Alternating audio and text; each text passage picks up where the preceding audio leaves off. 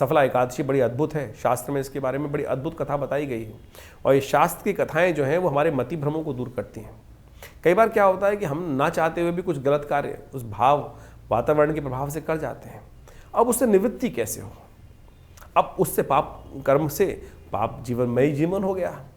तो शास्त्र बताता है बहुत साधारण तरीका। ये सफला एकादशी जो है, नाम सफलता जो एकादशी है, सफला एकादशी जो कहा जाता है, क्या है ये? शास्त्र में वर्णित है, पद्म पुराण के अंदर इसके ऊपर बहुत महत्वपूर्ण कथा आई है, वो आपको समझनी चाहिए। 26 तारीख को बृहस्पतिवार के दिन एकादशी पड़ रही है, सफला एकादशी, जिसके बारे में हमने आपको बताया अभी।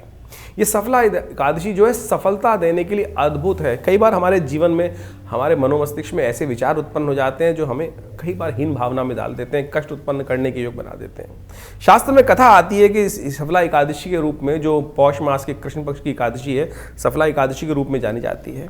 और ये एकादशी इस प्रकार से है कि बहुत प्राचीन काल में विशेष तौर पर शास्त्र में कहा गया है, चंपावती नाम का एक क्षेत्र था और वहाँ पर एक सेठ रहते थे।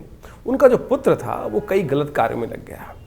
जीवन है, कई बार गलत व्यक्ति हो जाते हैं, नशा इत्यादि जितने भी व्यभिचार कर्म हो सकते हैं, उन सब में कार्य करने की वजह से कहा जाता है कि वो अपने पिता की धन संपदा जो थी सबसे विहीन हो गया। जब गलत कार्य में लगोगे और पाप कृत्य में निवृत्त हो गया।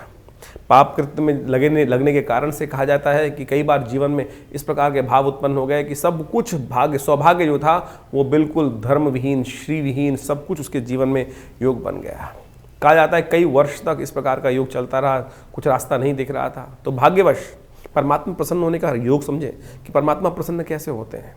कहा जाता है कि भिक्षा मांगने तक की स्थिति हो गई। जब इधर उधर भटकता रहता था तो एक दिन एकादशी की सुंदर योग था, देव योग से योग बना, कहीं ना कहीं पूर्व जन्म का संस्कार होगा। पीपल के कुछ विशेष तौर पर कोटर के अंदर कुछ, जैसे कहता है आदमी को खाने को नहीं होता, पुराने ज़माने की बात है, तो कुछ छोटे छोटे जो फल वगैरह थे उसने एकत्र कर रखे थे और जब जैसे विक्षिप्त आदमी होता है उसने पीपल के कोटर में उनको रख दिया। कथा को मूल रूप से समझने की आवश्यकता है कि परमात्मा प्रसन्न करने के लिए हम बड़े बड़े कार्य करते हैं, बड़े बड़े कार्य करने का प्रयास करते हैं और उनको प्रसन्न करने का प्रयास करते हैं। परमात्मा तो अनायास ही बिना सोचे समझे कार्यों से भी प्रसन्न हो जाते हैं। समझे, ये भाग्य को सौभाग्य में परिवर्तन करने का रास्ता। कहा जाता है कि उस व्यक्ति ने विशेष तौर पर क्या किया कि उस जो राजकुमार था, जो सेठ जी का लड़का था, उसने जब विक्षिप्त हो गया था तो फल फूल इकट्ठे करके लाए और पीपल के कोटर में उसको रख दिए और कालांतर में फिर आगे चला गया, कहीं भूल गया। पीपल के अंदर साक्षात भगवान का वास कहा जाता है, साक्षात विष्णु स्वरूप पीपल के पेड़ को कहा जाता है।